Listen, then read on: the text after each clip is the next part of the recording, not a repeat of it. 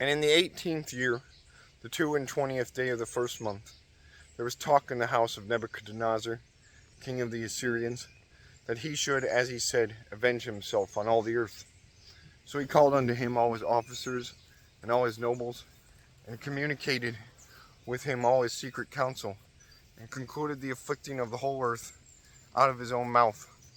Then they decreed to destroy all flesh that did not obey the commandment of his mouth.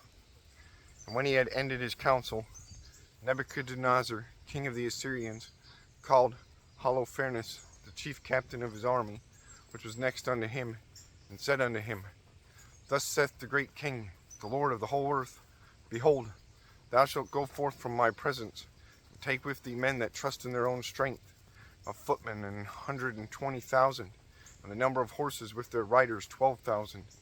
And thou shalt go against all the west country, because thou disobeyed my commandment. And thou shalt declare unto that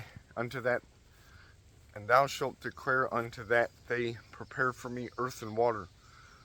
For I will go forth in my wrath against them, and will cover the whole face of the earth with the feet of mine army, and I will give them for a spoil unto them, so that their slain shall fill their valleys and brooks, and the rivers shall be filled with their dead, till it overflow. And I will lead them captives to the utmost parts of the earth.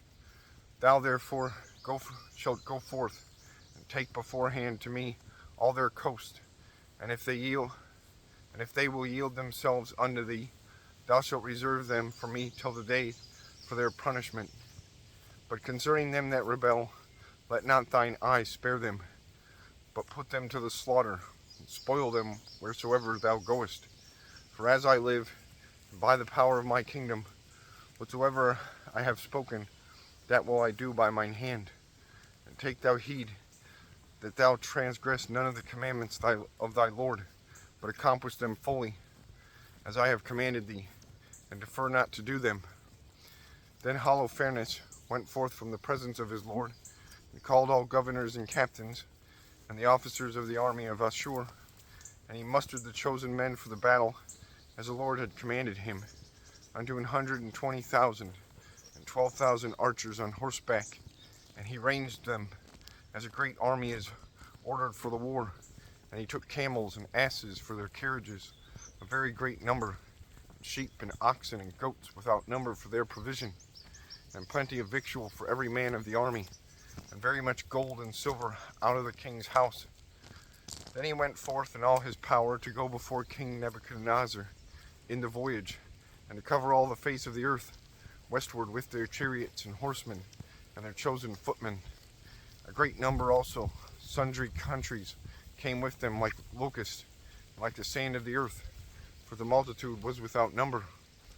And they went forth of Nineveh 3 days' journey toward the plain of Bechteleth, and pitched from Bechteleth near the mountain which is at the left hand of the upper Cilicia. Then he took all his army, his footmen, and his horsemen, and chariots, and went from thence to the hill country, and destroyed Phud and Lud, and spoiled all the children of Races, and the children of Israel, which were toward the wilderness at the south of the land of the Chaldeans. Then he went over Euphrates, and went through Mesopotamia, and destroyed all the high cities that were upon the river Arbanai, till he come to the sea. And he took the borders of Cilicia, and killed all that resisted him, and came to the borders of Japheth, which were toward the south, over against Arabia.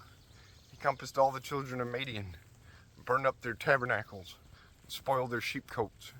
And he went down into the plain of Damascus in the time of wheat harvest, and burned up all their fields, and destroyed their flocks and herds.